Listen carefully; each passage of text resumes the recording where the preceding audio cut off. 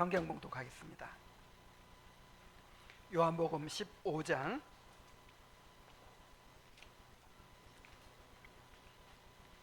26절부터 27절까지의 말씀입니다. 요한복음 15장 26절부터 27절까지 말씀을 읽을 때 하나님의 말씀을 들으십시오. 내가 아버지께로부터 너희에게 보낼 보혜사 곧 아버지께로부터 나오시는 진리의 성령이 오실 때에 그가 나를 증언하실 것이요 너희도 처음부터 나와 함께 있었으므로 증언하느니라. 아멘.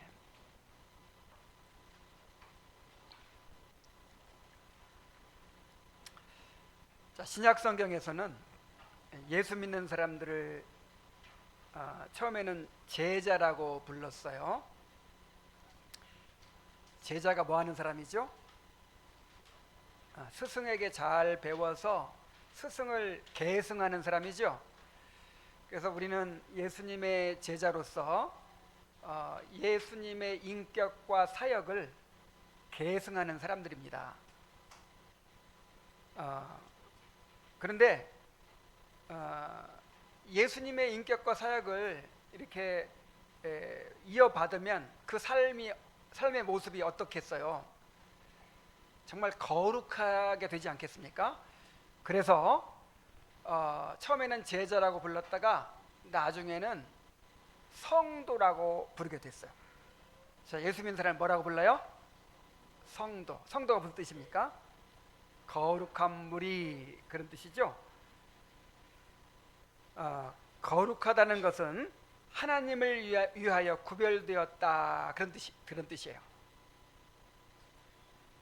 이제 거룩하다는 것은 두 가지 뜻이 있는데, 물론 죄가 없이 깨끗하다 그런 뜻도 있지만 그건 2차적이에요.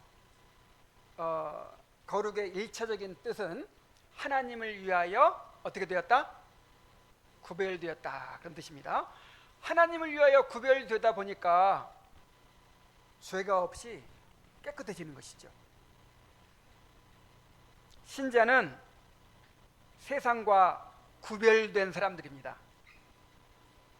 세상 사람들과 신자는 완전히 다릅니다. 한편은 어둠이요, 한편은 빛입니다.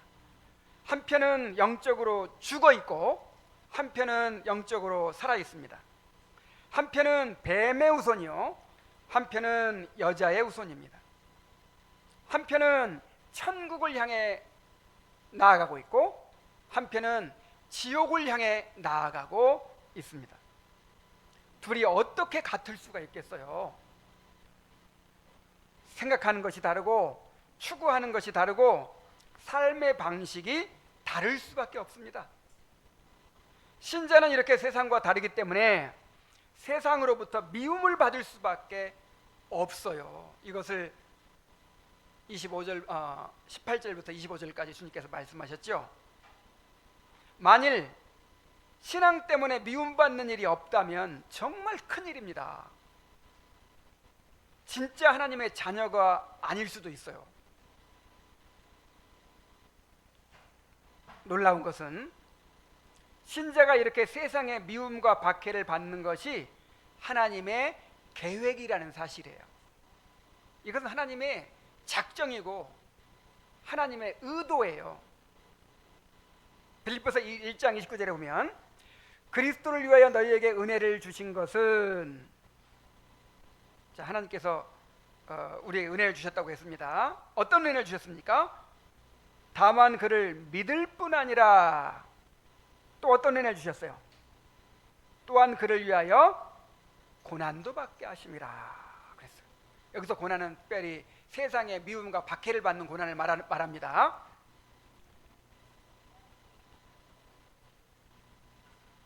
하나님께서 우리를 부르신 것은 우리가 예수님을 믿고 예수님과 연합하여 그리스도 안에 있는 모든 은혜를 누리도록 하셨을 뿐만 아니라 또 어떻게 하도록, 우리가 세상과 완전히 다른 삶을 삶으로써 세상으로부터 미움과 박해를 받도록 그렇게 하셨단 말이에요.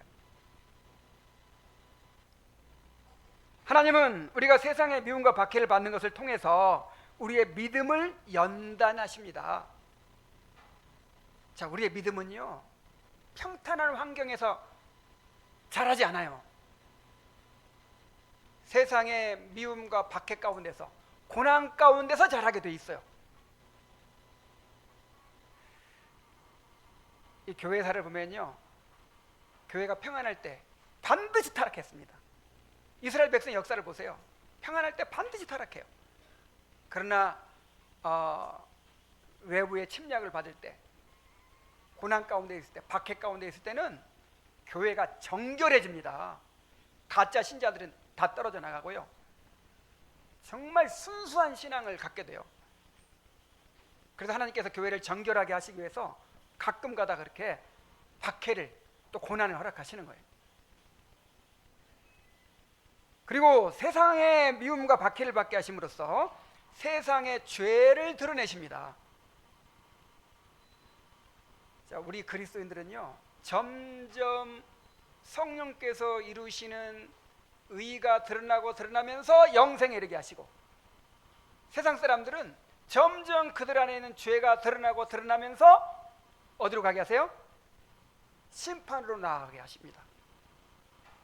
그래서 우리의 의를 드러내신 목적도 있지만 이 세상의 죄를 드러내시기 위해서 미워하게 하시는 거예요.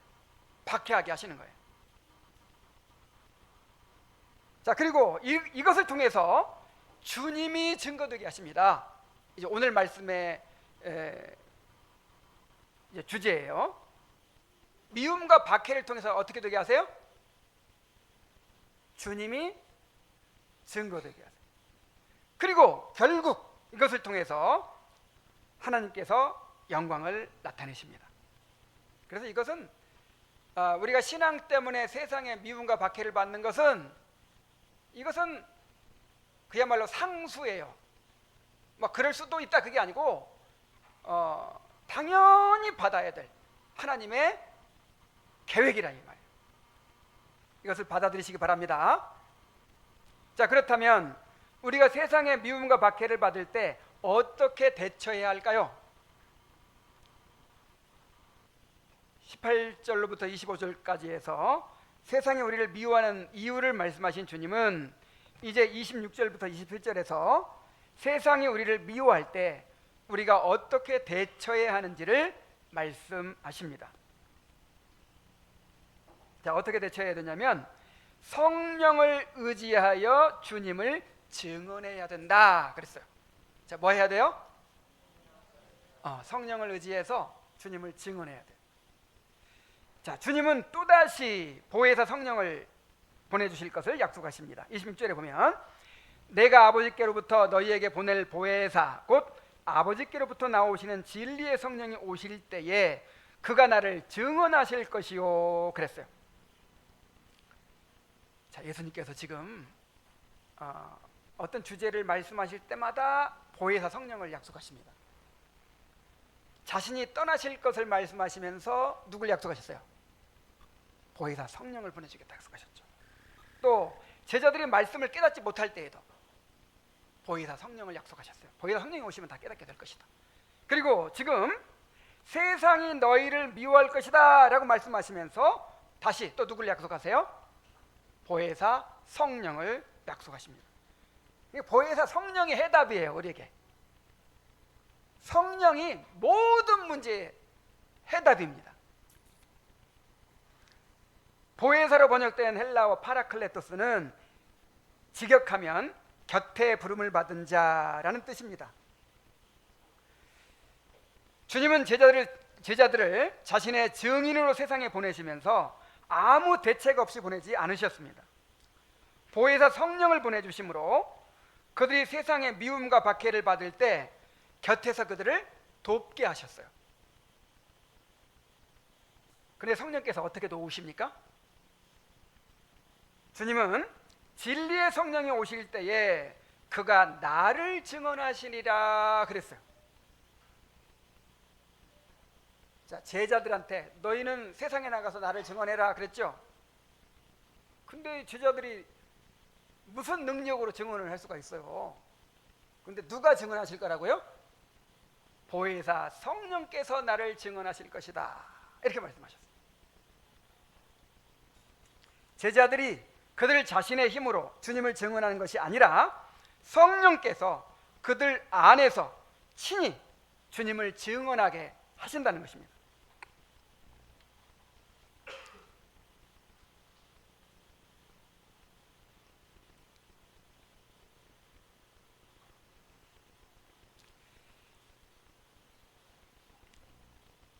자, 오늘날에는 우리가 세상에 주님을 증언하도록 보냄을 받았습니다.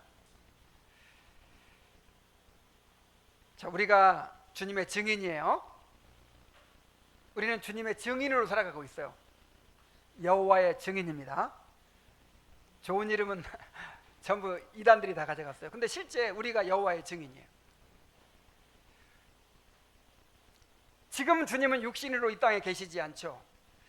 자, 그런데 세상이 어떻게 주님을 볼 수 있을까요? 세상은 그리스도의 몸인 교회를 통해서 주님을 봅니다. 성도는 그리스도의 편지요, 그리스도의 향기요, 그리스도의 빛입니다. 우리 한 사람 한 사람이 모두가 그리스도의 대사들입니다.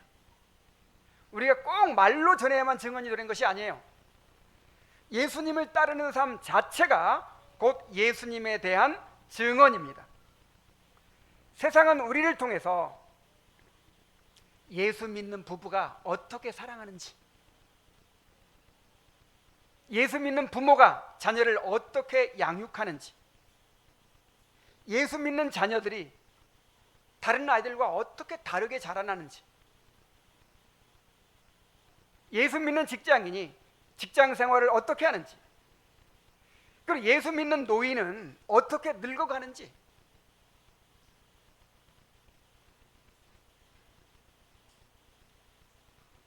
예수 믿는 사람은 어떻게 죽는지, 자, 이것들을 세상이 보는 거예요.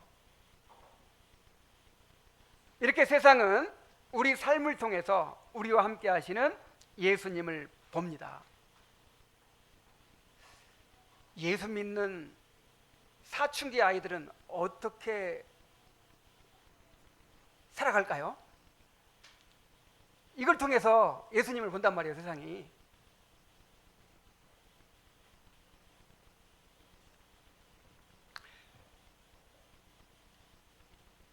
사춘기가 되면, 청소년 시기가 되면 뭐 호르몬의 작용이 달라진대요. 그래가지고 이제 말도 안 하고 그냥 막 제멋대로 막 그렇게 하죠. 그래서 그때는 어쩔 수 없대요.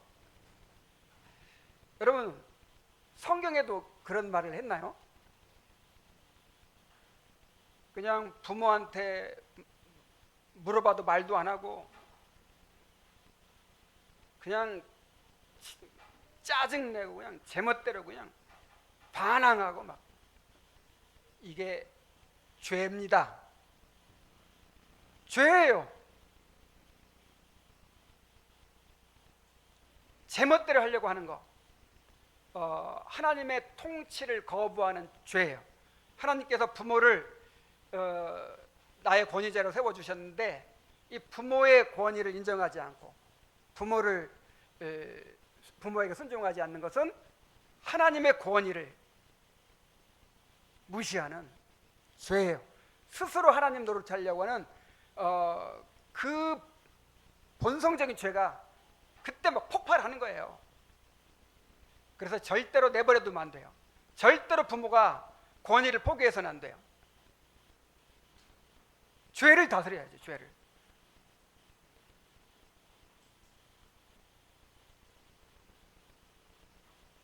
그 아이들 그냥 이때는 어쩔 수 없어 내버려둬 가지고 나중에 이제 크면 어떻게 되겠어요? 그냥 하나님의 권위를 무시하는, 내가 인생의 주인이 되는 그런 삶을 살겠죠. 나중에 착해지더라도. 근데 여러분, 좀 이 주제에 좀 벗어났지만 이야기 나온 김에, 그러니까 우리 아이들 때는요, 어렸을 때는 그냥 부모가 일방적으로 가르치고 그냥 부모를 따르죠. 그때는 내 신앙이 아닌 거예요. 근데 이제 청소년기가 되면은 이제 이 독립을 하는 시기잖아요. 그래서 뭐든지 불안정하고 미숙하고 죄가 막 드러나고 막 그래요. 그래서 드디어 가르칠 때가 온 거예요. 사람이 언제 배우죠? 사람은요, 어떤 필요가 생길 때 배우는 거예요. 내가 직접 어떤 문제에 부딪혀 가지고 내가 이제 어떤 영적인 원리를 세워야 되고 어떤 가치관을 세워야 되고 내가 무엇을 위해 살아야 될 것인가 고민이 되고 미래가 걱정이 되고 막 이런 상황에서 이제 드디어 가르침이 필요할 때가 된 거예요. 그래서 그때는 이제 뭐 대화도 없고 이런 시기가 아니라 이제 본격적으로 대화할 때예요. 그래서 부모도 이제 드디어 이 아이들을 제대로 가르칠 때가 왔다 이런 생각을 해야 되고, 우리 자녀들도 이제는 부모와 대화를 통해서 제대로 배워가야 되는 거예요. 그래서 부모들도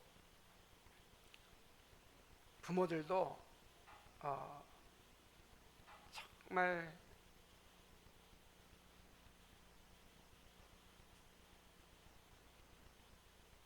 자신이 먼저 하나님의 통치에 굴복하는 그런 부모가 되겠죠. 이 아이들이 어릴 때부터 이제 그 권위를 배워야 돼, 권위를. 그래서 아이들이 어릴 때부터 제멋대로 자라는 아이들은요, 나중에 사춘기 때 가서 이 권위가 먹혀들 수가 없어요. 그래서 가장 중요한 것이 이 권위, 부모의 권위이고, 그렇다고 해서 막 소리치고 화내고 심지어 막 매를 때리고 이거는 완전히 이거는 효과가 없는 방법이에요. 이제 대화를 통해서, 그러니까 아기 때 어린아이 대고 앉아서 그냥 끊임없이 설명하고 또 설명하고, 그때는 직접 지시해 주고 때로는 그냥 먼저 이렇게 그때는 내가 효과가 있죠. 이제는 이 청소년기가 되면은 대화가 중요해요. 대화가. 그러려면 뭐가 중요하겠어요? 관계가 중요하죠. 관계가.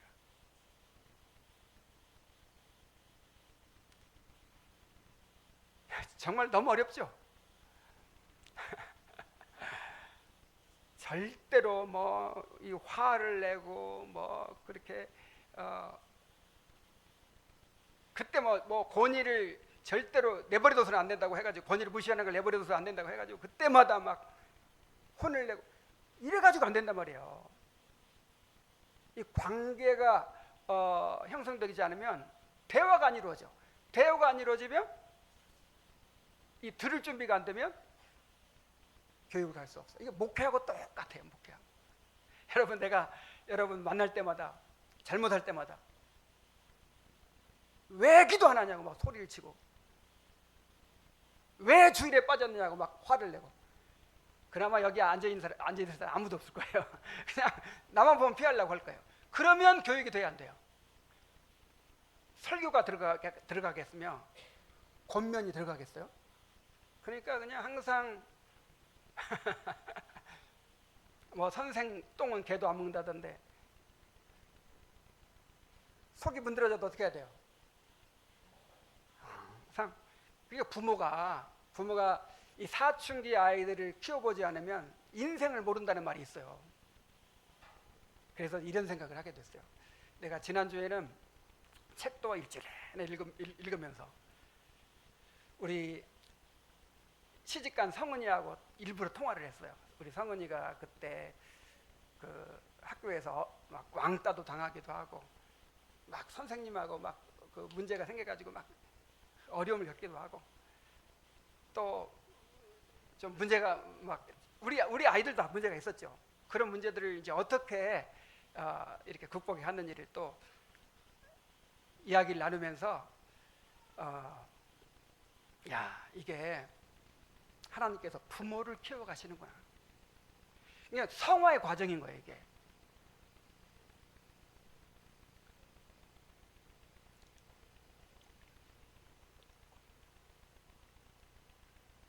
좀 말이 길어졌는데.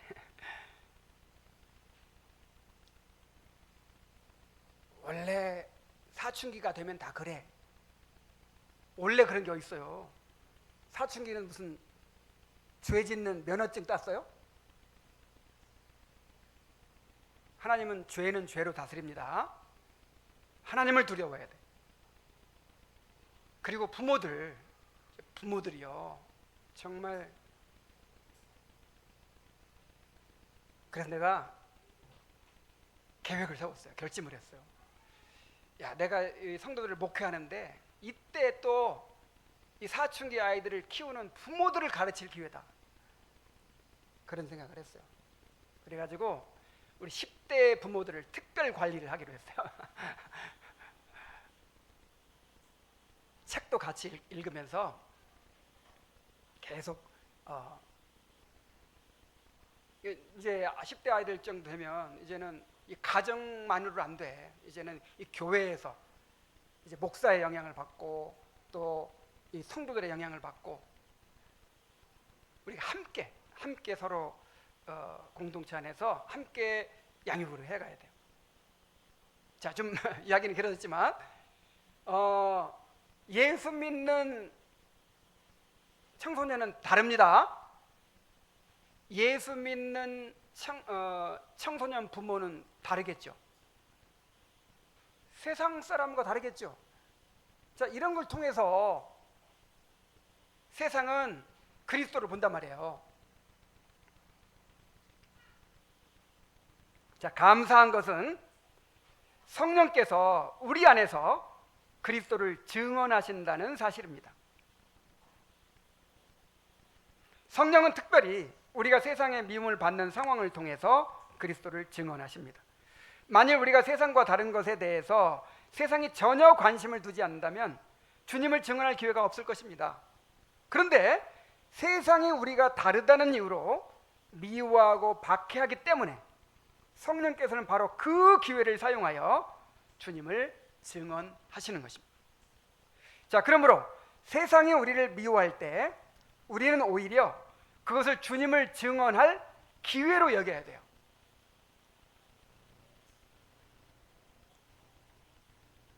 자, 어떻게 해요? 세상이 우리를 신앙 때문에 미워하고 신앙 때문에 박해하고 이럴 때 그게 어떤 기회다? 주님을 드러낼 기회다 하는 것입니다. 27절에 보면 너희도 처음부터 나와 함께 있었으므로 증언하느니라 그랬어요. 자, 26절에서는 성령의 증언을 말씀하시고 27절에서는 제자들의 증언을 말씀하십니다. 성령께서 그리스도를 증언하시는데 신자와 상관없이 증언하시는 것이 아니라 신자 안에서 신자를 통해서 증언하신다는 거예요. 자, 로마서 8장 26절에서 오직 성령이 말할 수 없는 탄식으로 친히 우리를 위하여 간구하시느니라 그랬죠? 자, 이 말씀을 우리가 어떻게 이해해야 돼요? 지금 성령께서 막 우리 옆에서 그냥 하나님 앞에 막 기도하고 계십니까? 그게 아니고 칼빈은 말하기를 성령이 우리와 따로 기도하신다는 것이 아니고 우리 안에서 우리를 통해서 기도하신다는 말이라고 했어요. 그러니까 예수님은 우리와 따로 제사장으로서 기도하십니다. 근데 성령은 우리 안에서 우리를 통해서 기도하십니다. 이것과 똑같다 이 말이에요. 성령이 증언하신다는 것도 우리와 상관없이 성령이 따로 그냥 막 전도한다 그 뜻이 아니고 우리 안에서 우리를 통해서 증언하시는 거죠. 자, 그러므로 우리가 세상의 미움을 받을 때 그것이 바로 주님을 증언할 기회라는 사실을 꼭 기억해야 합니다. 꼭 말로 전하지 않더라도 세상의 미움에 대한 우리의 반응 자체가 주님을 증언하는 것입니다. 자, 누가 그런 말을 했더라? 향나무를 도끼로 찍으면 도끼에다 뭘 묻혀요? 도끼에다 향을 묻힌대요. 그런 것처럼 세상에 우리를 박해할 때 우리 안에서 누구의 향기가 나와요? 그리스도의 향기가 나와요. 예수님을 사랑하는 사람은 예수님 때문에 미움받고 박해를 받을 때 그들의 반응을 통해서 우리 주님만이 진정한 왕이시라는 것, 우리 주님만이 구원이시라는 것, 우리 주님 안에 참된 행복이 있다는 것, 우리 주님만이 우리가 마음을 다해 사랑해야 될 분이라는 것을 드러내게 되는 것입니다.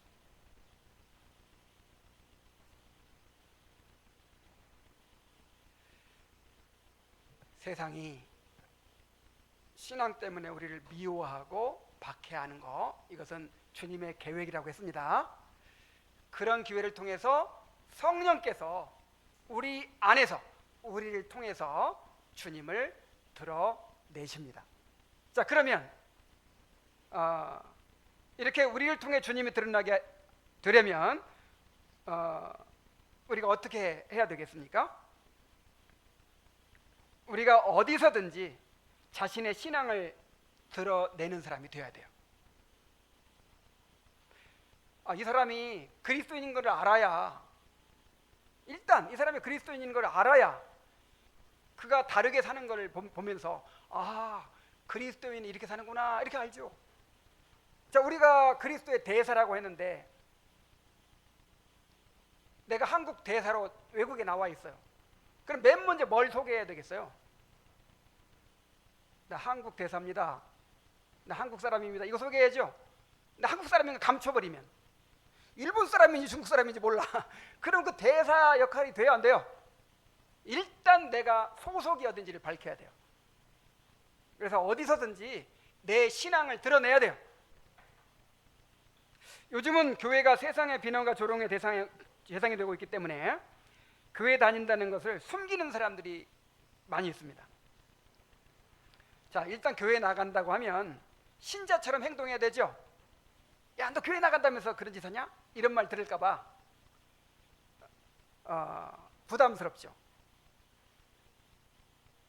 그리고 그러다 보면은 이제 불이익을 받게 될 수도 있고요.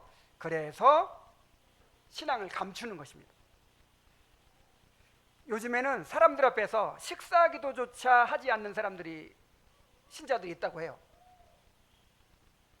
이것은 어른들만의 문제가 아닙니다.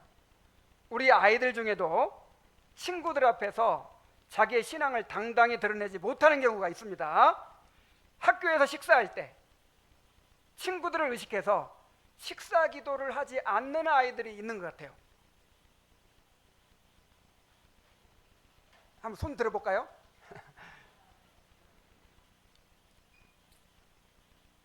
이렇게 자신의 신앙을 당당히 드러내지 못하는 것은 주님의 증인으로 살아가야 할 신자들에게 실로 심각한 문제입니다.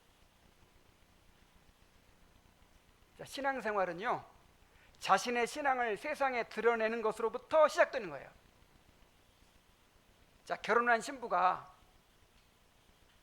신랑이 너무 창피해요. 그래가지고 사람들 앞에 숨기는 거예요. 자, 어떻게 이렇게 해가지고 정상적인 결혼 생활이 될 수 있겠습니까? 자, 결혼 생활은 이 남자가 내 남편입니다, 이 여자가 내 아내입니다, 이렇게 온 세상에 드러냄으로써 이 결혼 생활이 시작되는 거예요. 신앙생활도 마찬가지입니다. 신앙생활은 내가 그리스도와 연합하였음을 세상에 드러내는 것으로부터 시작됩니다. 로마서 10장 9절로 10절에 내가 만일 내 입으로 예수를 주로 시인하며 또 하나님께서 그를 죽은 자 가운데 살리신 것을 내 마음에 믿으면 구원을 받으리라. 사람이 마음으로 믿어 의에 이르고 입으로 시인하여 구원에 이르느니라. 그랬어요. 자, 시인한다는 말이 무슨 말이에요? 공개적으로 고백한다, 그 뜻이에요. 자, 공개적으로 뭘 고백해요? 예수님이 나의 주님이십니다. 나는 예수님을 나의 주님으로 받아들이고 예수님과 연합하였습니다. 이렇게 공개적으로 고백하는 것을 시인한다고 말하는 거예요. 자, 당시에는 이 황제 숭배가 성행했죠. 그래서 황제를 주님, 퀴리오스라고 불렀어요. 자, 그런데 만일 황제를 주님으로 인정하지 않고 나는 예수님이 나의 주님이십니다, 예수님만이 나의 왕이십니다, 이렇게 고백하면 어떻게 되겠어요? 그때부터는 이제 혹독한 박해를 받게 되는 것이죠. 자, 그럼에도 불구하고 진정으로 회심한 사람들은 공개적으로 예수님이 주님이심을 고백했습니다. 교회는 이렇게 신앙을 확실하게 고백하는 사람을 세례를 주고 회원으로 받아들이는 거예요. 그런데 만일 박해가 두려워서 나는 예수님을 아무도 모르게 그냥 마음속으로만 믿겠습니다, 이런 사람이 있다면 이 사람을 신자로 인정할 수 있을까요? 100번 양보해서 신앙이 약해서 그럴 수 있다고 합시다. 그런데 자신의 신앙을 당당히 드러내지 못하는데 어떻게 그 신앙이 자라갈 수가 있겠습니까? 자신의 신앙을 당당히 드러내지 못하는데 어떻게 예수님이 증거될 수 있겠습니까? 예수님을 부끄러워하는데 어떻게 하나님께서 영광을 받으시겠습니까?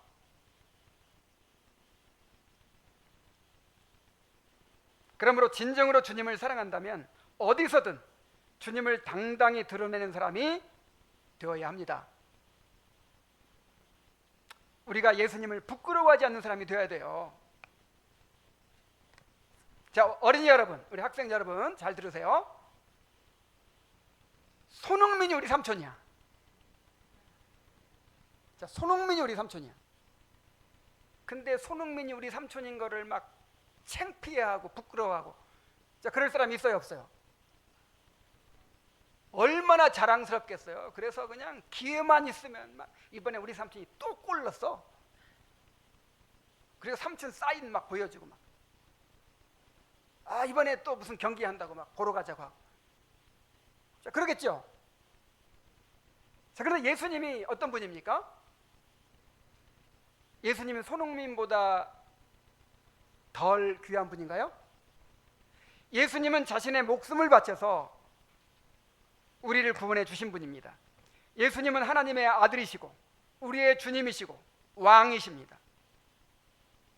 예수님은 이 세상의 어떤 스타와도 비교할 수 없이 위대하고 아름답고 영광스러운 분이십니다. 막 축구의 신 막 어쩌고 그러죠? 막 축구의 신 누구예요? 마라도나? 메시? 근데 예수님은 진짜 신이야. 하나님의 아들이야.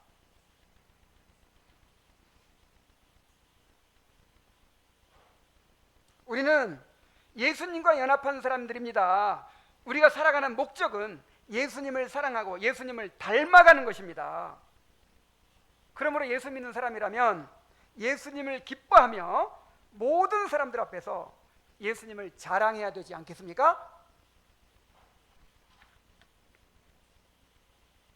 자, 친구들 앞에서 밥 먹을 때 기도하는 거 부끄러운 일이에요? 하나님께 감사하는 거 부끄러운 일이에요? 식사 기도는 하나님의 섭리에 대한 가장 기본적인 고백이고 하루 중 하나님을 기억할 수 있는 가장 중요한 기회입니다. 그래서 세계 어디를 가나 경건한 성도들은 식사 기도를 소중히 여깁니다. 자, 네덜란드 개혁교회 성도들은요, 식사 기도를 2번씩 한대요. 밥 먹기 전에 한 번, 그 다음에 밥 먹고 나서 한 번. 집에서만 그러는 게 아니고 집에서도 식당에 가서도 그렇게 한대요. 물론 친구들과 함께 식사할 때 소리내서 하거나 아니면 길게 하거나 그러면 조금 실례가 될 수도 있어요. 지혜롭게 해야 되겠죠. 짧게 속으로 하더라도 진심으로 하나님을 기억하고 감사하는 일을 잊어버리면 안 됩니다.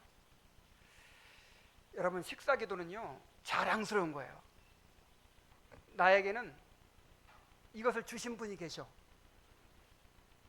나에게는 이 음식을 주신 분이 계셔. 감사해야 될 분이 계셔.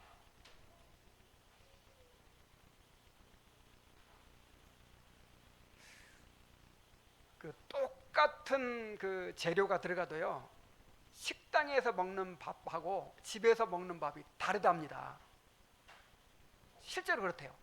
똑같은 성분으로 똑같은 재료로 그렇게 음식을 해도요 집에서 만든 음식을 먹으면 건강해지고 더 배가 부르대요. 근데 식당에서만 계속 먹잖아요.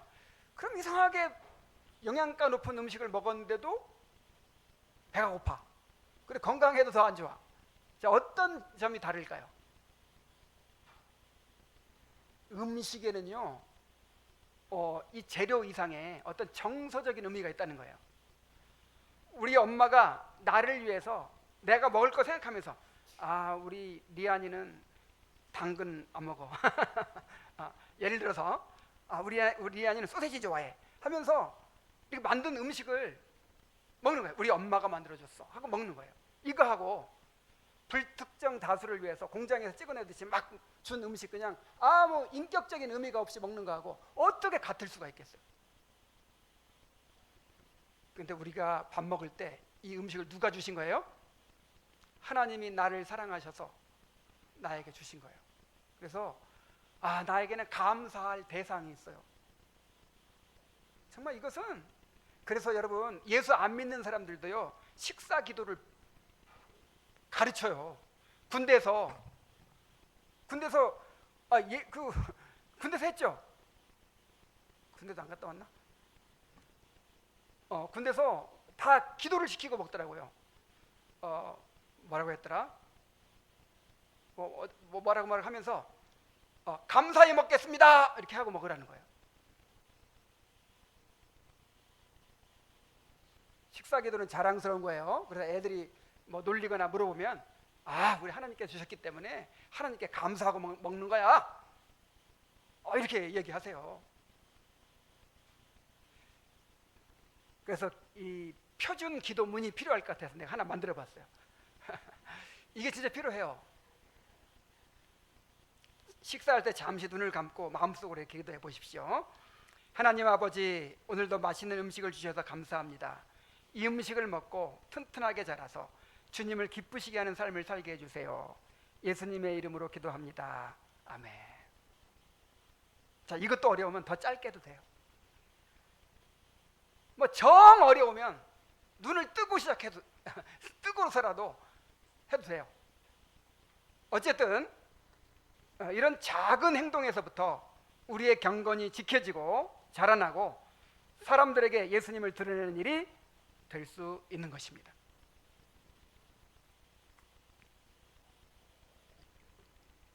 예수님은 연약하고 흠이 많은 우리를 부끄러워하지 않으시고 우리를 자신의 친구로 삼아 주셨어요. 우리의 죄를 대신 담당하시려고 우리 대신 조롱받고 침뱉음을 당하고 채찍에 맞고 십자가에 달려 죽으셨습니다. 그런데 우리가 사람들 앞에서 예수님을 부끄러워한다면 어떻게 예수님을 사랑하는 사람이라고 할 수 있겠습니까? 자, 예수님 믿는 게 부끄러워가지고 친구들한테 말도 못해. 그리고 식사기도조차 못해. 자, 그러면 예수님이 그 사람이 자랑스럽겠어요? 부끄럽겠어요? 마가복음 8장 38절에 보면 누구든지 이 음란하고 죄 많은 세대에서 나와 내 말을 부끄러워하면 인자도 아버지의 영광으로 거룩한 천사들과 함께 올 때에 그 사람을 부끄러워하리라 그랬어요.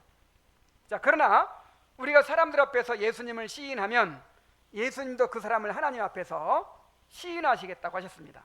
마태복음 10장 32절로 33절에 보면 누구든지 사람 앞에서 나를 시인하면 나도 하늘에 계신 내 아버지 앞에서 그를 시인할 것이요 누구든지 사람 앞에서 나를 부인하면 나도 하늘에 계신 내 아버지 앞에서 그를 부인하리라. 자, 그러므로 부모들이 잘 가르쳐야 돼요. 부모들이. 자, 다니엘과 세 친구들을 생각해 보세요. 나라가 망하고 바벨론의 포로로 잡혀온 상황입니다. 그런데 조금도 기죽지 않고 언약의 자손으로서 당당히 자신의 신앙을 드러내잖아요. 그 청소년들 모임은 어떤 분위기가 되죠? 그야말로 폭력적이 되죠. 아이들은 그냥 당장 보이는 게 전부니까 막 힘자랑하잖아요.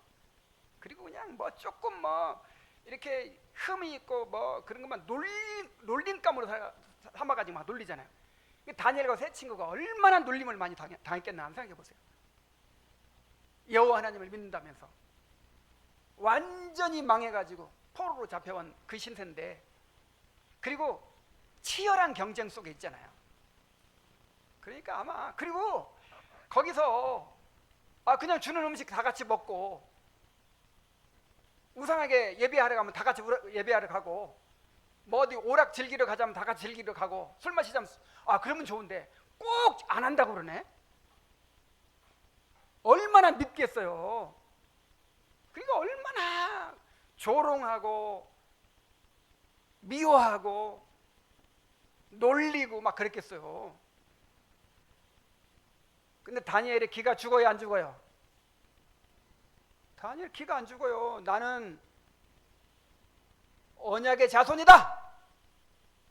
나는 만군의 하나님 여호와를 믿는 사람이다. 이 바벨론도 우리 하나님이 다스리신다.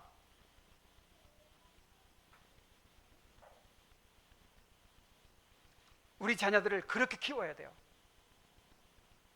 어디서든 주님을 기뻐하고 자랑하는 자녀들로 그렇게 키울 수 있길 바랍니다. 자, 일단 뭐 하라고요? 일단 어디서든 내 신앙을 당당히 드러내는 것에서부터 시작하는 거예요.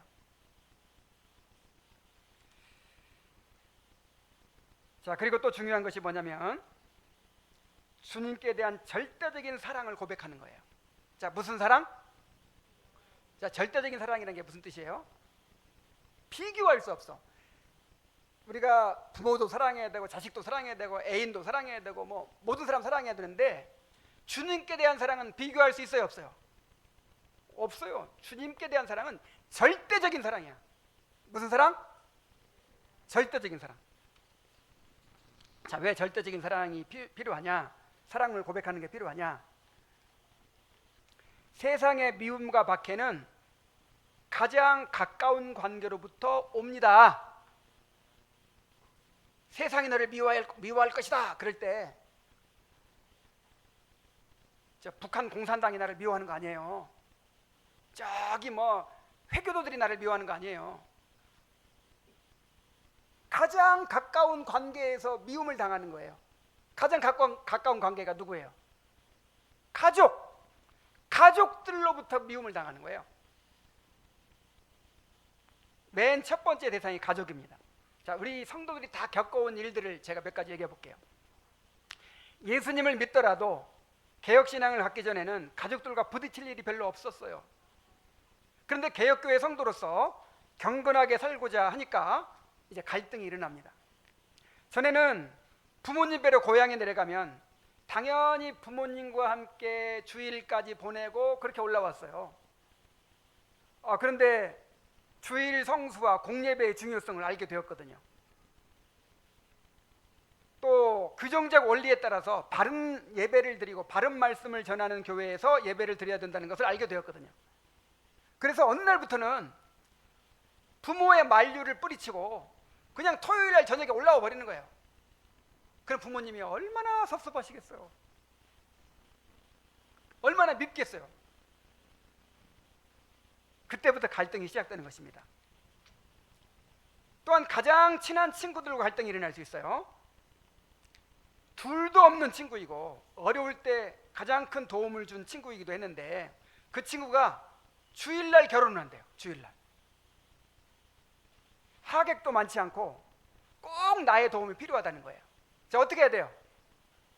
그 친구 도와주기 위해서 주일 공예배를 빠져야 됩니까? 그래서 고민 끝에 미리 다른 방법으로 축하를 하고 그냥 예배에 참석했어요. 자, 그럴 때 그 친구가 얼마나 섭섭해 했겠으며 또 다른 친구들은 얼마나 비난을 많이 했겠습니까? 제가 요즘 읽고 있는 책에 이런 이야기가 있어요.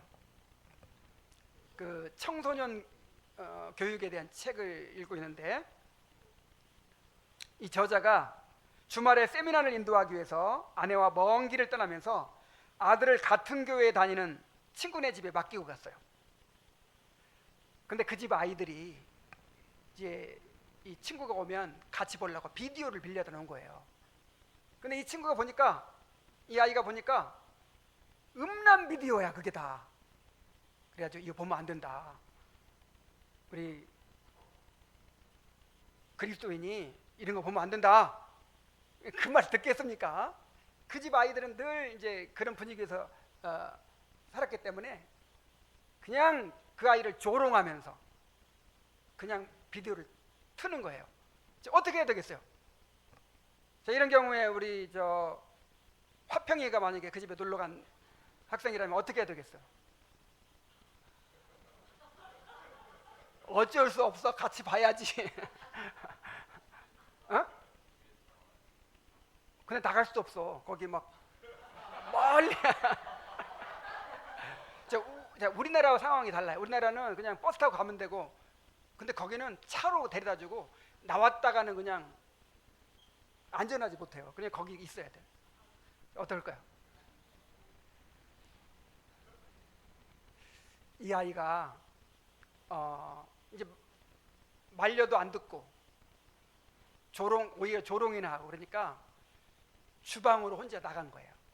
주방으로 혼자 나가가지고 그냥 과자를 계속 먹으면서 음료수를 계속 마시면서 그렇게 밤늦도록 거기 혼자 있었다는 거예요.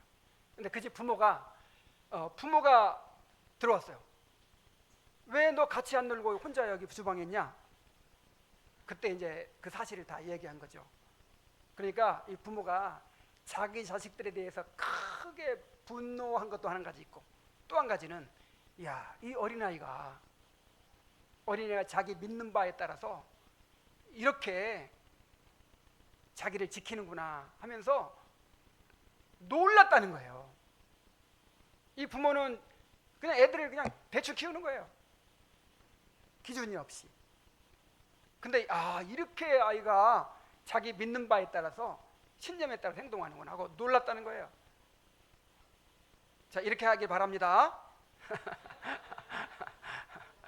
자, 그러면 그 친구들과 이제 같이 어울릴 수 있겠어요, 없겠어요? 이제 왕따가 되겠죠. 근데 여러분, 이제 다음 주에 할 거예요. 다음 주에. 이 더 구체적인 적용은 다음 주를 기대하세요. 한 가지 얘기하자면, 사람을 두려워하면 올무에 걸리게 되거니와 여호와를 의지하는 자는 안전하다고 했어요. 사람을 두려워하지 마세요. 만약에 그 친구들과 어울려 가지고 나에게 내 경건에 도움이 안 된다, 그러면 단호히 끊으세요. 잠언에, 성경에, 시편에 그런 나쁜 친구들 어울리려고 그랬어요? 아니면 떨어지라고 했어요? 그런 친구들 어울리지 말라고 했어요. 내가 이 친구들 이 무리에서 떨어지면 나만 왕따 되고 나만 외로워지고 난 놀 사람도 없고, 그렇게 미움받고 조롱받고 때로 왕따도 당하고, 그것이 목적이라니까. 그런 경험을 통해서 우리의 신앙이 자란다니까요. 두려워하지 마세요. 하나님께서 그런 사람 반드시 복을 주십니다.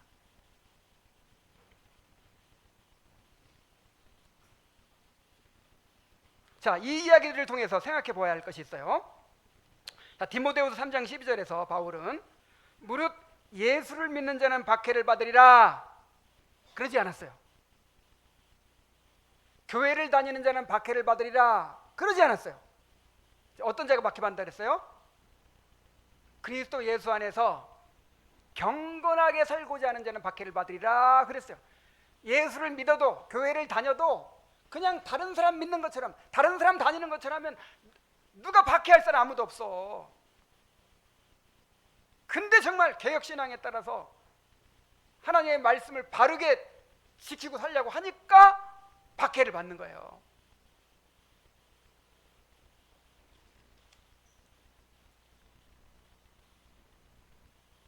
그리고 또 한 가지 중요한 것은 그 미움과 박해가 우리의 가장 가까운 사람들로부터 온다는 것입니다. 예수님이 이것을 미리 말씀하셨어요.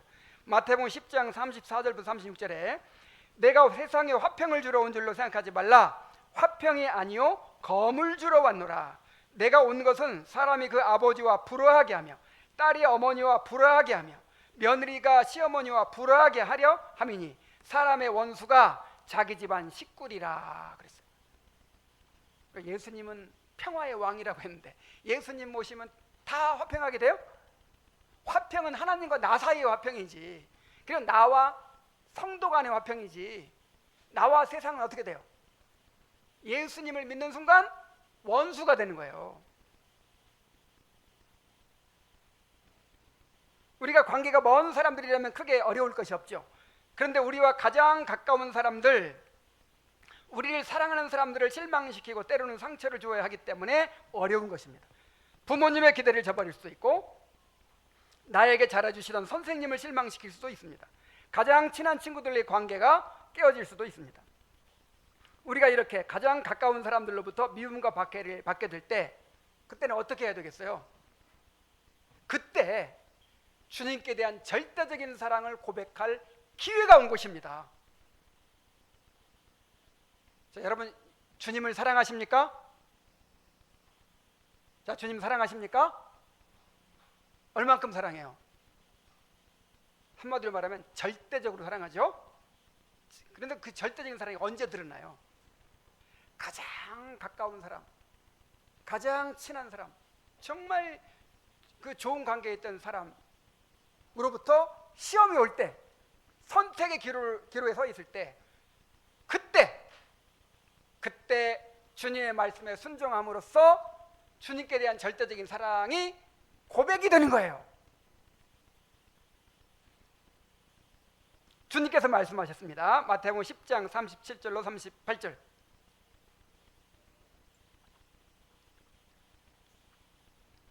아버지나 어머니를 나보다 더 사랑하는 자는 내게 합당하지 아니하고 아들이나 나를 나보다 더 사랑하는 자도 내게 합당하지 아니하며 또 자기 십자가를 지고 나를 따르지 않는 자도 내게 합당하지 아니하니라.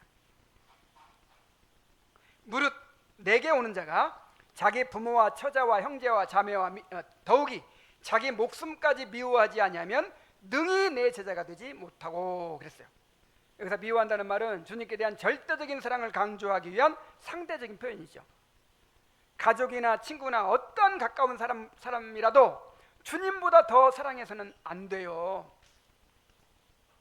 자, 주님께 순종할 것이냐, 내가 사랑하는 그 사람에게 순종할 그 사람을 따를 것이냐, 이 선택의 기로에서 만약에 내가 주님보다 그 사람을 더 중요하게 여기고 따른다면 어떻게 되겠어요?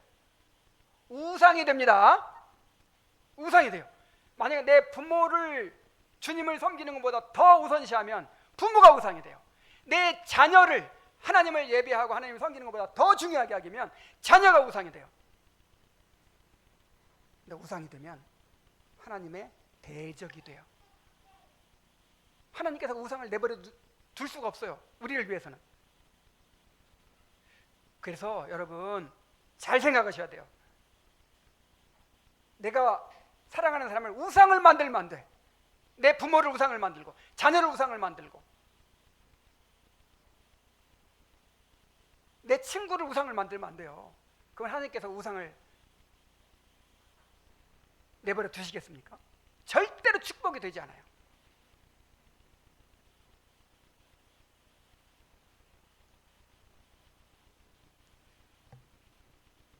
그래서 예수님께서 이런 말씀하신 적 있죠.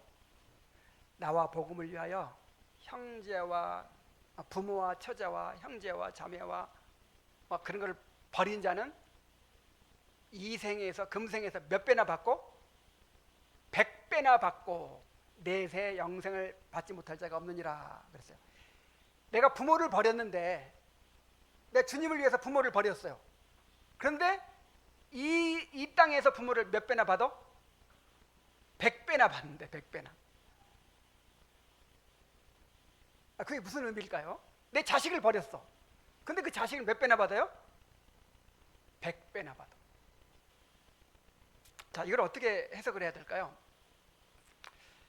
일단 이제 그 실제로 어떻게 받았는가 보면 알아요. 그 베드로와 그 제자들이 실제로 버렸죠. 배와 그물을 버려두고 아버지를 버려두고 주님을 따랐잖아요. 근데 100배 받았어요, 못 받았어요? 일단은 그 초대교회 공동체가 바로 보상이었어요. 보상. 교회 안에 들어오니까 형제가 몇 명? 형제님 하잖아. 100배나 생겼어. 자매님 100배나 생겼어. 믿음의 아들들이 생겼어. 또 나이 든 사람도 다 누구예요? 교회 안에서 나이 든 사람들을 아버지처럼 어머니처럼 대하라 그랬거든. 부모들이 그냥 100배나 생겼어. 자, 이렇게 100배 받습니다. 근데 또 다른 의미가 있어요. 내가 우상을 삼으면 그 사람에게 축복이 안 되는데 그냥 망치는 거예요. 해치는 거예요. 근데 내가 주님을 먼저 선택하고 주님께 말씀을 순종하면요, 그 사람을 나중에 변화시켜 주세요. 100배짜리로 만들어 주세요. 주님이 변화시켜 줘야 돼, 사람은. 누가? 주님이. 그래서 주님께 맡기는 거예요. 부모님을 주님께 맡기고, 자녀를 주님께 맡기고, 주님의 말씀에 순종하세요. 우리는 시험의 때에 주님께 대한 절대적인 사랑을 고백함으로 주님을 증언해야 합니다. 예수님을 믿는 사람들은 나에게는 부모님보다도 친구보다도 심지어 내 목숨보다도 주님이 더 소중한 분입니다 라고 고백하는 사람들입니다. 그런데 그 믿음이 선택의 기로에서 드러나게 됩니다. 우리가 가장 가까운 사람들의 미움과 박해를 무릅쓰고 주님의 명령을 따르게 될 때 우리는 말이 아니라 삶으로 우리 주님만이 최고의 사랑과 경배를 받으시는 분임을 증언하게 되는 것입니다. 그러니까 이 사람이 뭘 그렇게 중요하게 여기는가 알 수 있어요, 없어요? 어디에 시간과 물질을 우선적으로 투자하느냐, 어떤 선택의 기로에서 뭘 먼저 선택하느냐, 요거 보면 그 사람은 다른 건 몰라도 그 사람은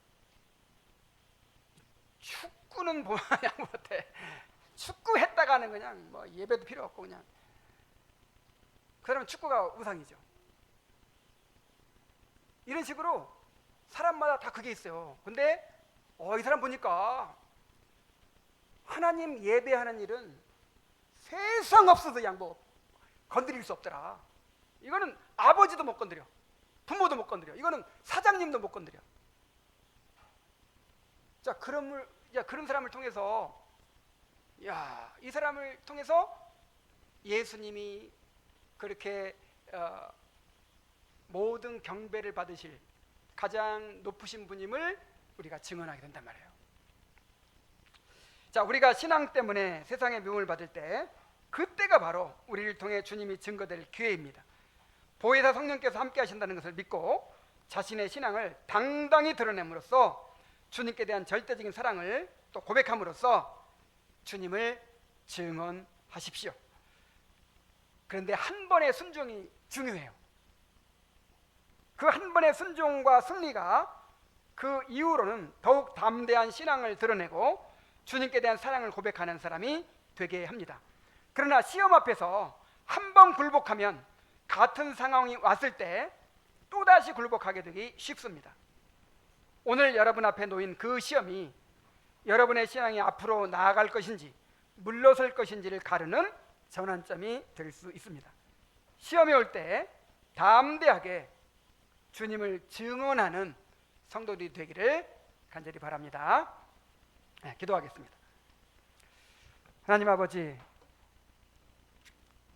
우리가 거룩한 성도이기 때문에 세상의 미움과 박해를 받을 수밖에 없는데 이것이 주님의 계획이라고 주님 말씀하셨습니다. 우리가 세상의 미움과 박해를 받는 이 상황을 통해서 주님이 드러나게 되도록 하셨습니다. 우리가 어디서든 주님과 동일시하고 우리의 신앙을 당당히 드러내므로 주님을 증거하게 하여 주옵소서. 또한 선택의 기로에서 주님께 대한 절대적인 사랑을 고백함으로 주님을 드러내게 하여 주시옵소서. 예수님의 이름으로 기도하옵나이다. 아멘.